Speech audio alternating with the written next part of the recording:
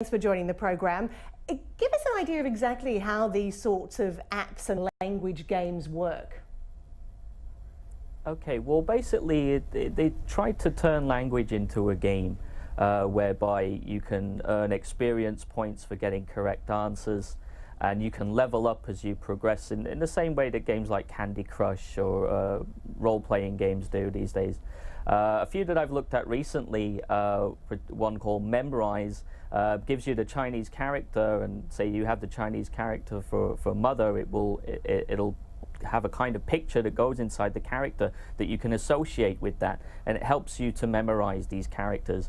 Another one is Skritter, that actually forces you to actually write the character on a tablet or on your mobile phone. But I guess the underlying, I suppose, reason for success is this reward and challenge, the same thing that makes those other online games so successful?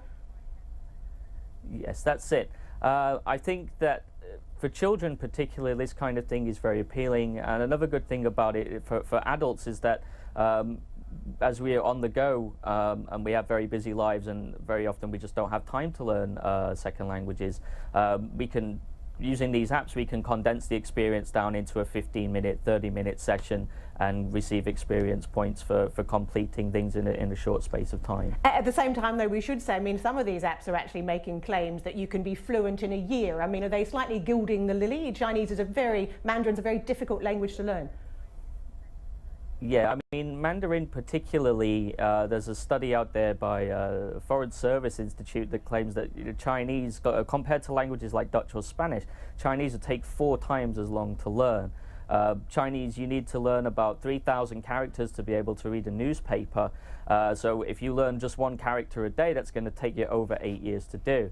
So I mean, in terms of whether they claim or not to be able to learn a foreign language in, say, 6 months to a year, perhaps that maybe that's exaggerating it, but I do think that these are generally a positive step, particularly for young learners who, faced with the task of just memorizing thousands of characters from a book, I think they much prefer to take this more multimodal approach where you've got audio and video and tactile experience, and condense it with this kind of game. And is it probably game feel most useful, though, in a language like Mandarin because of the pictorial nature of the language?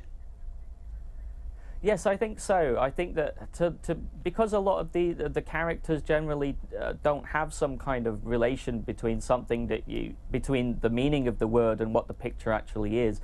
What a lot of these apps do is they'll, through Skritter, for example, it forces you to learn the character through muscle memory. So you learn the character in the same kind of way as you would tying your shoelaces or riding a bicycle.